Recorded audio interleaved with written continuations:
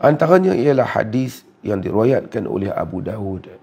Dan hadis ini juga diriwayatkan oleh Imam Tirmizi dalam sunannya. Imam Abu Dawud dan Sunan Abi Dawud dan Imam Tirmizi dalam Sunan At-Tirmizi.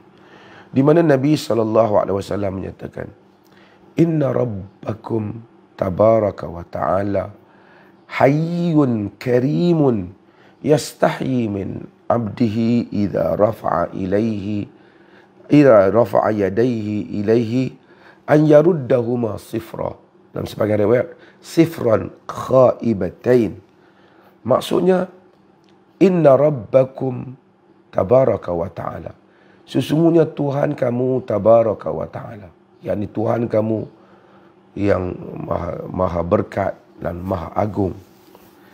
Hayyun karimun. Hayyun ni kalau kita terjemah secara literal maknanya sangat pemalu. Dia kata fa'il. Ya, mubalaghah, sangat pemalu. Karimun, sangat pemurah. Pemalu ni maksud pemalu yang layak dengan Allah Ta'ala. Bila perkataan-perkataan yang sama antara manusia, makhluk dengan Allah ni, kita kena tahu Allah tak sama dengan makhluk. Allah mendengar, kita mendengar. Tentulah mendengar Allah tidak sama dengan mendengar kita. Allah melihat, kita melihat. Tentulah melihat Allah tidak sama dengan kita. Kerana Allah itu laisa kamitslihi syai'.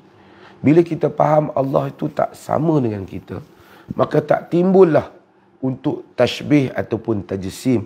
Walaupun kita baca ayat-ayat menyamakan Allah dengan makhluk. Orang yang menyamakan Allah dengan makhluk, dia fikir kalau ayat ni kita sebut kata yang sama-sama dengan makhluk, kerana otak dia fikir Allah tu mungkin macam makhluk. Saya nak buat contoh lah, nak bagi mudah untuk kita faham kan. Kita umpamanya, kita orang sama-sama makhluk. Belum dibandingkan dengan Allah Jalla wa'ala yang maha suci untuk dibandingkan dengan makhluk. Sama-sama makhluk kita. Kita gaji kita katalah 4,000 sebulan. Kan? Sikit gaji kita. Lepas pada tu,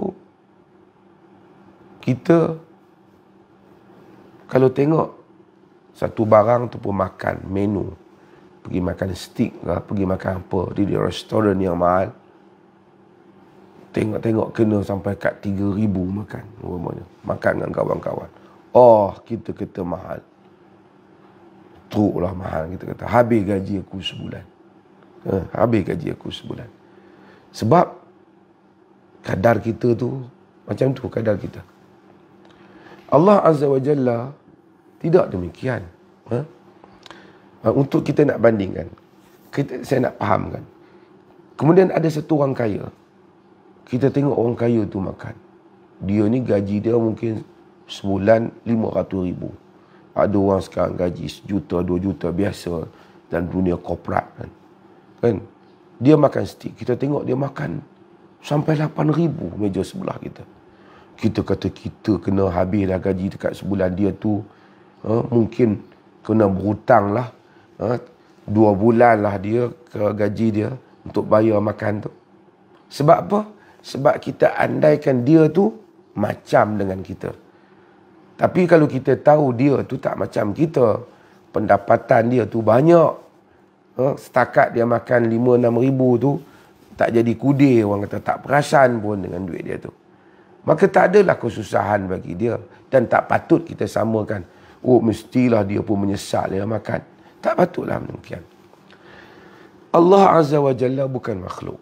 Apabila kata Allah pemalu, tak samalah dengan kita yang pemalu.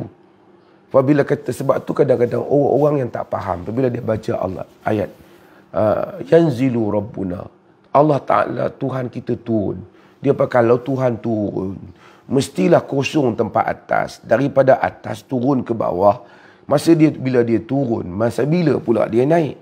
Sebab otak dia sendiri itu telah menyamakan Allah dengan makhluk daripada awal. Kemudian dia kata orang yang kata Tuhan turun ni mujassim, musyabbih, menyamakan Allah dengan makhluk. Sebenarnya dia sendiri yang menyamakan Allah dengan makhluk di dalam otak dia. Kalau kita anggap Allah itu tak sama dengan makhluk, maka turun Allah tak sama dengan turunnya makhluk.